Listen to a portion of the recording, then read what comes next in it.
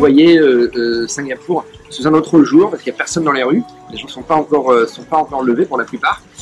Et du coup, ça vous permet de visiter Singapour. Enfin, bon, c'est le principe des marathons, hein, dans les villes, bien sûr, hein, mais c'est très sympa. Donc, à faire en voyage, pourquoi pas, mais il faut évidemment finir un peu avant, parce qu'il y a un gros décalage horaire déjà. Puis voilà, des températures auxquelles, évidemment, à cette période de l'année, on n'est pas habitué. Moi, je suis dans la piscine, dans la petite piscine, hein, le mini spa, alors que vous êtes en train de vous cailler en France sous la neige pour beaucoup d'entre vous.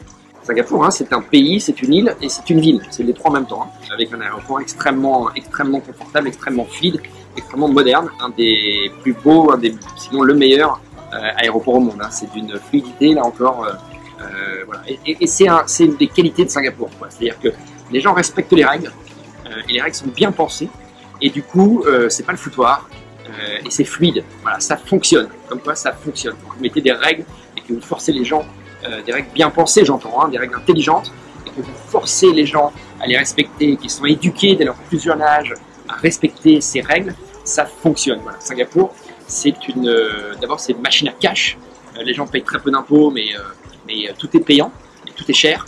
Les appartements sont très chers ici. Pour vous donner un ordre d'idée, je suis chez des amis en ce moment, ils ont une vraie chambre et deux petites chambres, dont une qu'occupe la bonne, qui leur fait qui leur fait à manger, qui leur fait la cuisine. C'est la culture aussi ici. Hein. Bon, tous les gens des classes moyennes ont en général quelqu'un à la maison pour les aider. En France, on appelle ça une femme de ménage. Ici, ils ont un mot très simple, c'est maid, M-A-I-D, ce qui littéralement veut dire la bonne. Voilà. Mais ça file du boulot à des gens qui en plus sont protégés par des lois très strictes ici. Et donc, c'est pas du tout des gens qui sont exploités. C'est des gens qui ont des petits boulots, ils gagnent pas forcément bien leur vie, mais ils sont souvent nourris, logés par les familles. Et ça rend des services, évidemment, surtout quand sous ces températures-là, tout au long de l'année, voilà, sortir a un impact, c'est fatigant, quoi, hein, c'est un impact sur le physique. Donc du coup, ça aide. Voilà.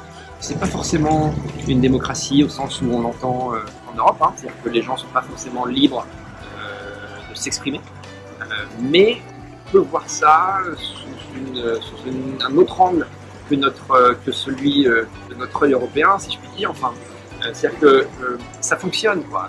Il n'y a pas de mendiants dans les rues, tous les gens ont des appartements, tous les gens ont un revenu minimum et sont logés, et c'est extrêmement propre. Enfin, c'est une ville extrêmement, c'est très agréable. Voilà. C'est un peu aseptisé, mais c'est très agréable de vivre ici. La culture, c'est évidemment, vu la météo, c'est de consommer dans les centres commerciaux. Mais je dois dire que voilà, quand vous êtes ici, moi je suis ici depuis, j'aurais passé presque 3 semaines ici, ou 2 semaines et demie, disons. Bon, bah, c'est sûr que c'est la récréation, c'est d'aller dans le mall. Hein. Bon, mais il ne faut pas se voiler la face, on fait la même chose en France. Sauf que, évidemment, avec des météos plus clémentes, on passe aussi beaucoup plus de temps dehors. Mais ici, vous ne pouvez pas. Vous pouvez pas, il fait trop humide, il fait trop chaud. Dès que vous sortez, vous êtes trempé de sueur. C'est absolument désagréable. Donc souvent, les gens passent de la voiture au centre commercial, au bureau, et vice versa. Donc, tous les restaurants sont dans des centres commerciaux. C'est des centres commerciaux, c'est encore mieux qu'à l'américaine. D'abord, c'est immense, et puis ensuite, c'est relié directement au métro. Donc, vous passez du métro au centre commercial, du centre commercial au restaurant à un autre centre commercial, à une autre station de métro. Donc, vous pouvez presque vivre, non pas en souterrain, mais en tout cas à l'intérieur, et passer d'un centre commercial à un autre comme ça. Voilà, c'est presque comme ça que ça se passe.